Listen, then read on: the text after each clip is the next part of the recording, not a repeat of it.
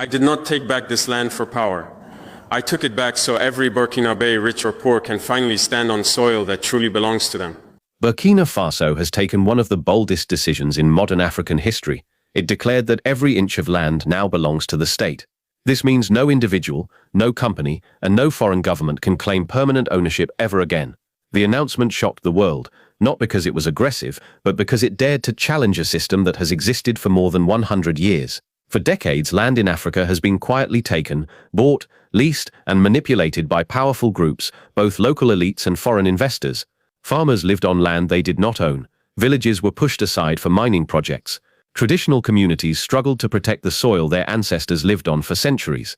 With one law, Burkina Faso ended this entire model. Under the new system, the state becomes the guardian of the land, not a seller. Foreigners can only apply for short-term leases. They cannot own land today, tomorrow, or ever. Even wealthy local elites can no longer hoard thousands of hectares while poor families struggle for tiny plots. This reform changes the meaning of ownership.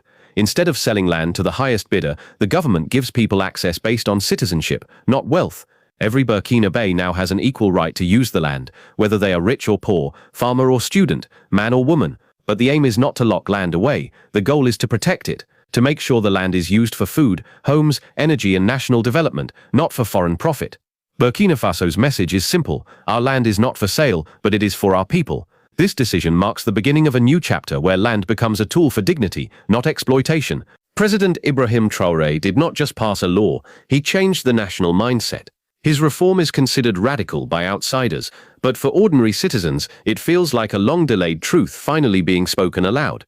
The reform says something simple: land should belong to people who live on it, work on it, and depend on it, not people who see it only as money. The global system treated African land like a product, something to be bought, sold, or flipped. Foreign developers purchased huge areas for luxury resorts or export farming, while villagers struggled to protect their homes.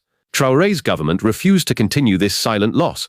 With honesty and courage, they ended that chapter. The law is not just about foreign control, it also targets internal inequality. For years, wealthy families or political elites collected massive landholdings. Meanwhile, small farmers rented tiny plots, constantly afraid of eviction. Traore flipped the structure. Everyone now stands equal before the land. No special treatment, no secret deals. This reform is not anti-development, it is anti-exploitation. Investors can still come, but they must work through state leases, respect the nation's priorities, and ensure the benefits reach citizens.